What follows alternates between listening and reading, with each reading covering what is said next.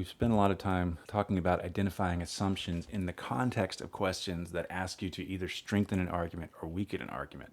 Sometimes, however, the question will ask you directly about how to identify an assumption, or it will directly ask you to identify an assumption. And so that's what we'll look at here. So here's an example of one of these questions. Which of the following is an assumption on which the argument depends? So pretty clearly has to do with identifying an assumption. So how do we want to approach these? Well, there's a very useful idea known as negating the assumption. What is negating the assumption and why do we want to use it? So the validity of the conclusion, the point being made in the argument, will depend in part on the validity of one or more assumptions. If one or more of those assumptions are not valid, then the conclusion is not valid either. So negating, taking the opposite, an assumption is going to be something that the conclusion depends on, even though it's not directly stated. But if you're wondering, is this an assumption? And you take the opposite of it and the conclusion is still valid, then that isn't the correct answer. It may take a second to sink in, so let's say it one more time in a slightly different way. What you're doing here by negating the assumption is saying, let's suppose that it isn't valid. Let's suppose that the opposite of what's being assumed is true. If supposing that doesn't have any impact on the conclusion, then that means that that answer choice is not an assumption that the argument depends on. If you take the opposite or negate a given answer choice and the conclusion is no longer valid, then that most likely is the correct answer.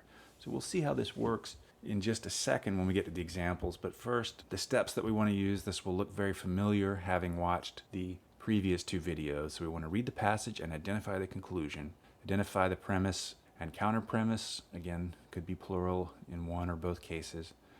We want to try to identify an assumption that the argument takes for granted, but know that we have this idea of negating the assumption that we can use. So we want to reread the conclusion to make sure we understand the point that's being made.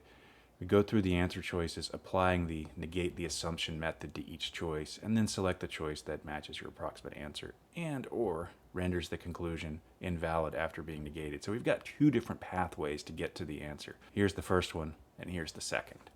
Think of it as plan A and plan B, or plan 1A, plan 1B. So let's look at an example. Extensive housing construction is underway in Pataska Forest, the habitat of a large population of deer. Because deer feed at the edge of forests, these deer will be attracted to the spaces alongside the new roads being cut through Pataska Forest to serve the new residential areas. Consequently, once the new housing is occupied, the annual number of the forest's deer hit by cars will be much higher than before construction started. Okay, so our conclusion is in the last sentence here, and that word consequently, much like therefore, is going to be a signal that the conclusion is about to be stated. So once the housing is occupied, the annual number of deer hit by cars will be much higher than it was before. The previous sentence represents a premise. Because deer feed at the edge of forests, they'll be attracted to the spaces alongside the new roads being cut.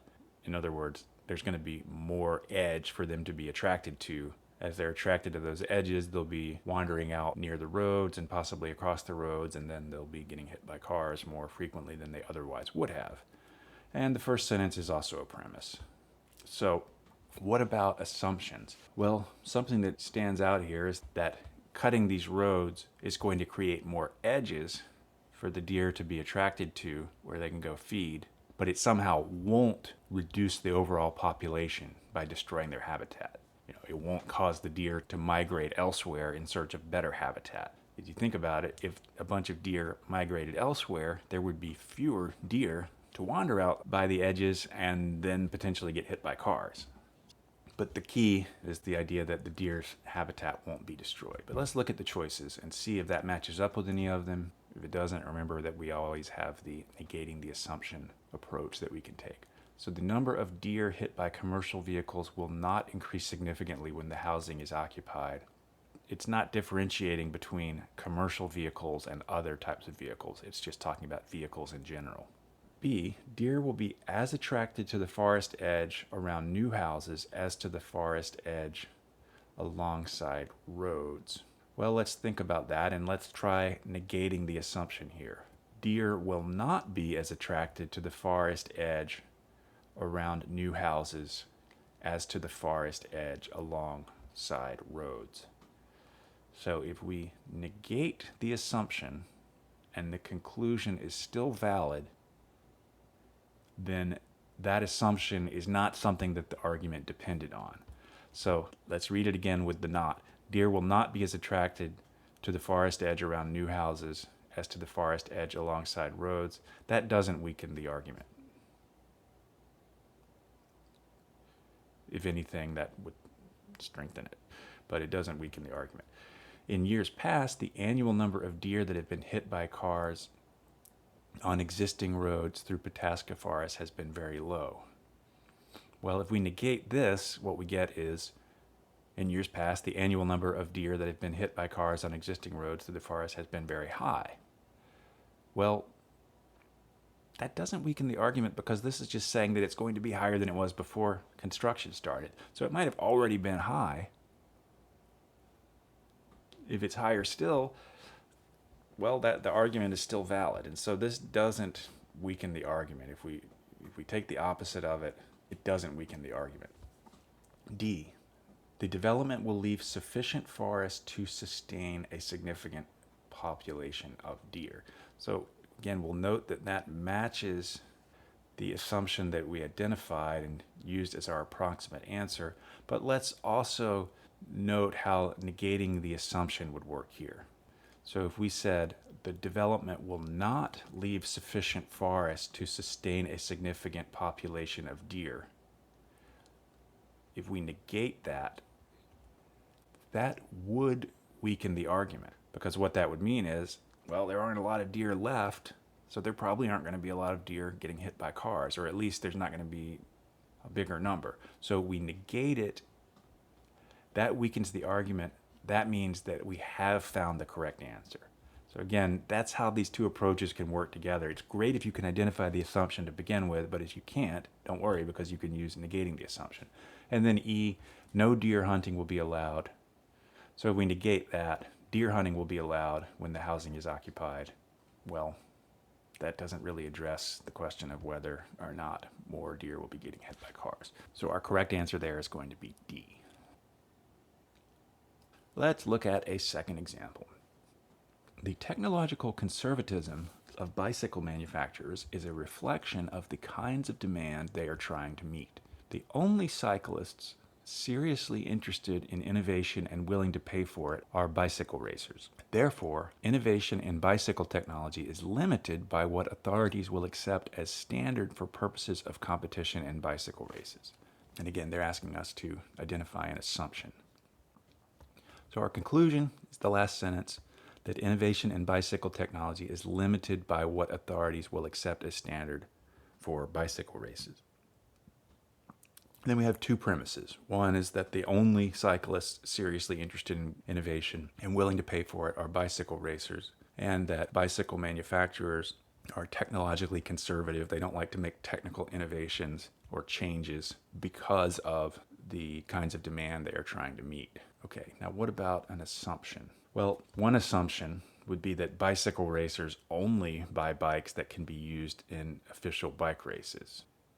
But because they're serious cyclists, well, they might buy multiple bikes. They might buy some that they used in bike races, but they might use others for riding around on the road or mountain biking or other purposes. And so what this is assuming, again, is that they only buy bikes that can be used in official bike races. And so that's something that we could potentially work with. Again, remembering that we can use this idea of negating the assumption. So let's look at the answer choices. The market for cheap traditional bicycles cannot expand unless the market for high-performance competition bicycles expands. So we want to talk about negating the assumption. So this says it cannot expand unless this happens. So if we negate it, this is what we get. The market for cheap traditional bicycles can expand regardless of whether the market for high-performance competition bikes expands. Does that weaken the argument? No. Why not? Because the argument is saying that the innovation is limited by what they will buy for bicycle races. This is kind of making another argument. It's talking about the market for cheap traditional bicycles, and that's not really the area where you would expect to find a lot of innovation in bike technology. So that's not going to be the correct answer. What about B? High performance bicycles are likely to be improved more as a result of technological innovations developed in small workshops than as a result of technological innovations developed in major manufacturing concerns. Well, let's try negating this assumption. High performance bicycles are not likely to be improved more as a result of technological innovations in small workshops. Does that weaken the argument? No. Why? Because the argument doesn't mention anything about where these innovations are going to come from in terms of small workshops or large manufacturers. So that would be an example of an assumption that's irrelevant to the argument, because negating it doesn't affect the validity of the argument. So what about C? Bicycle racers do not generate a strong demand for innovations that fall outside what is officially recognized as standard. Okay, let's negate that one. Bicycle racers do generate a strong demand for innovations that fall outside what is officially recognized as standard for purposes of competition.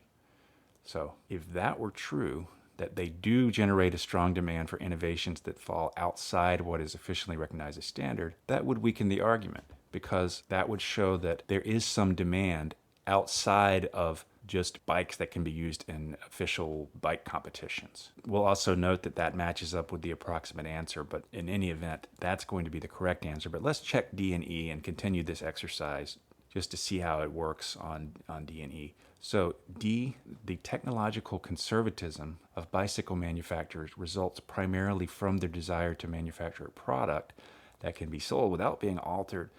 So no, because if we negate that, what we get is the technological conservatism of bicycle manufacturers does not result primarily from, and what we see here is that that's getting at a different question. This is asking about where their technological conservatism comes from, but that doesn't address the argument about the factors that would influence innovation in bicycle technology. And then finally, with E, the authorities who set standards for high-performance bicycle racing do not keep informed about innovative bicycle design. Well, if we negate that, that would say that the authorities who set standards for high-performance bicycle racing do keep informed about innovative bicycle design.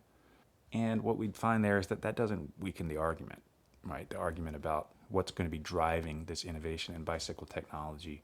Whether or not they keep informed doesn't really have an effect on it. So that's going to be our correct answer. C is going to be our correct answer.